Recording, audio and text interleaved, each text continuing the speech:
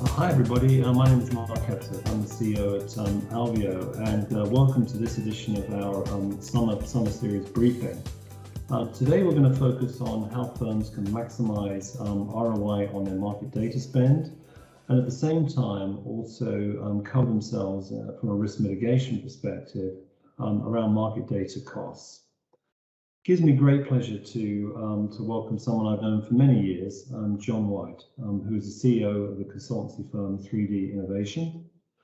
John brings many years of experience to this discussion, both as a large consumer of market data from his time at State Street, as a provider of market data, from his time at FTSE and the London Stock Exchange, and more recently as someone helping multiple firms around the world define and execute on their market data strategies. John, thanks very much for joining us today. Thank you. It's a pleasure seeing you again, Mark. So, John, let's kick off with our first question, which is, what are some of the major issues you're seeing from clients around market data, and have these issues changed over the past few years? Yes. Traditionally, I think what you used to see until quite recently, there was much more of a focus on 100% on cost containment and cost cutting strategies.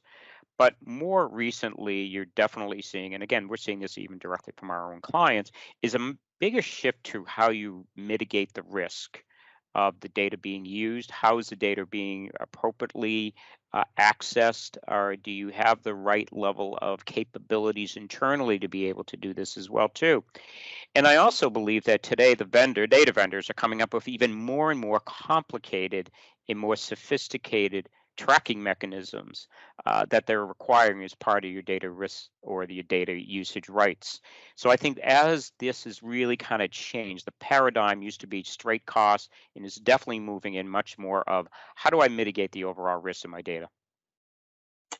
Yeah, I think that makes a lot of sense. Certainly, we've seen in recent years a bigger focus around audits and, both exchanges and data vendors, coming in and wanting to see exactly what people are doing with their data. And I think that can cause, a number of issues for clients. I don't think anyone's intentionally, trying to, not use data compliantly, but at times, they're not always aware as they would like to be of how they control that.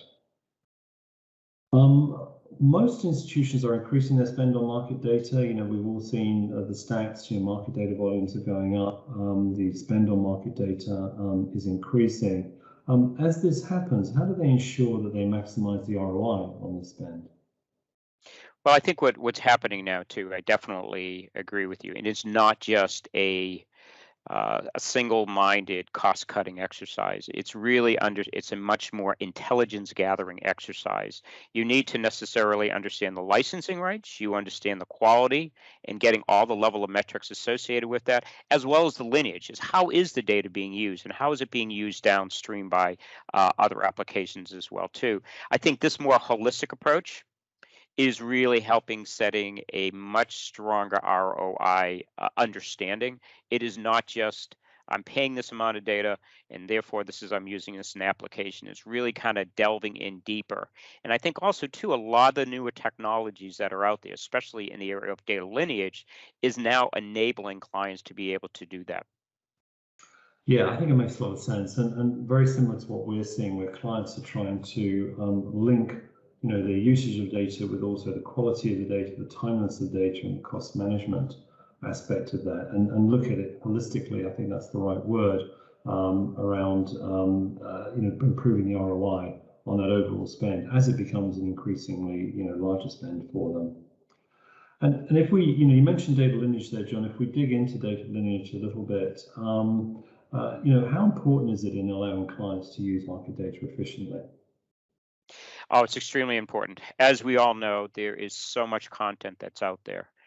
And clients, how much of that particular file or that particular data service are they really onboarding? And the only way of doing that is really having a clear and very concise data lineage capability and being able to understand not only what data is being loaded into the system specifically, but what clients are accessing. to really try to get a better sense of your ROI.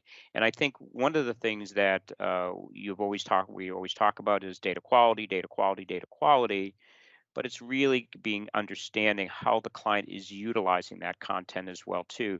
And this is really interesting too, because I think 3DI and Alveo, we're working together right now and trying to collaborate in how can we take the capabilities that you bring to the table and what we bring to the table in providing those clients that much more holistic approach on looking at the content because of the capabilities on data quality assurance that you have in place in the data lineage, and if you couple that a lot with the contract management and the oversight that we provide with clients on data cost management, I think the two really bring the strengths of both organizations together. Yes, and no, I agree entirely with that. And it's been interesting with data lineage because we've seen a big demand from clients for that functionality in the last few years. And it kicked off really around regulatory directives with regulators or even auditors coming in and expecting clients to be able to demonstrate to them what's happened to the data on the journey of processing that data through their organization. But it's now become a sort of a central tenet of data quality, and business users in particular, want data lineage to be able to really verify and trust the data that is being put in front of them. They find it, that they can quickly, become assured that it is good quality data that they're about to use, by using data lineage functionality. So it's become very important from what we've been seeing. John, certainly, one of the interesting things that came out of the pandemic from our perspective is clients moving market data infrastructure to the cloud. We've really seen that accelerate during the last 18 months. It's interesting because, prior to the pandemic, every client I spoke to had a cloud strategy, a 3-year cloud strategy typically that they were working through, but we saw that accelerate during the pandemic. And I think the mobility that clients are now looking for is they have a community of workers that are either in the office or sort of outside of the office. The ability to scale processing power up and down quickly, as we see volatility in markets and people need to address that quickly, have all been factors, as well as cost benefits of moving market data infrastructure into the cloud. As that happens, how are you seeing that impacting their use of market data? Well, what I think what it does, it allows clients to be more nimble, to bring on board data much more quickly than they have before in the past, as well as the scalability. So they can be able to toggle up or toggle down based upon how much content they need to be able to access. But it also creates somewhat of a complexity with the vendors that are out there. Traditionally, a lot of vendors always have had what we consider to be location-based licensing. But when you're now storing all the data in the cloud and accessing it as such in all different locations, I think that becomes a challenge. And I think also, too, as we're moving to this cloud, we're recognizing after the pandemic, or as we're emerging out of the pandemic, is that organizations are kind of taking a different approach. They're not necessarily, it's everyone's going to be back to the office. I think you're going to see a much more hybrid approach. I think as people, there's an old expression they keep using, the new normal. But what is that going to be? 3 days a week, 2 days a week?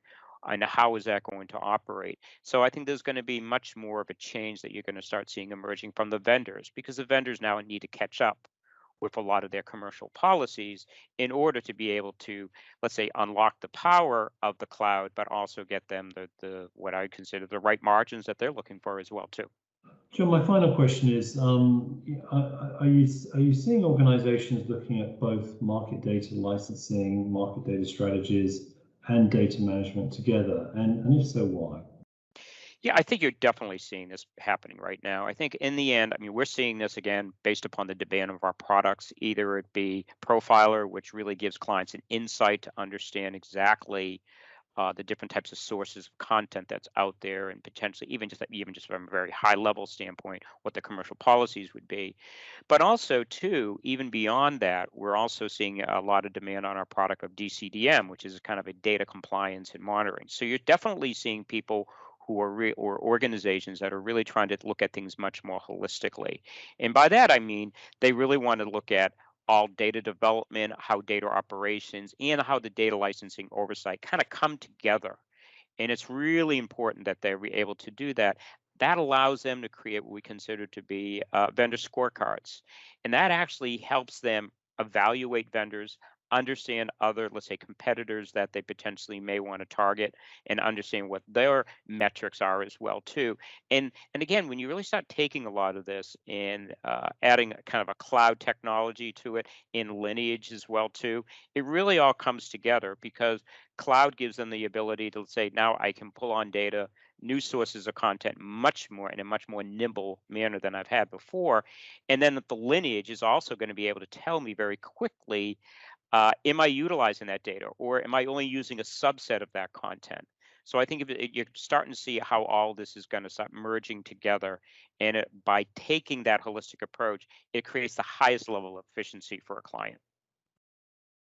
I think it makes a lot of sense to me. We're seeing the market data spend this year, I think will be north of $32-33 billion dollars. So as people spend more and more money on market data, sort of bringing together sort of efficient strategies to maximize ROI, utilizing data management technology to help with that.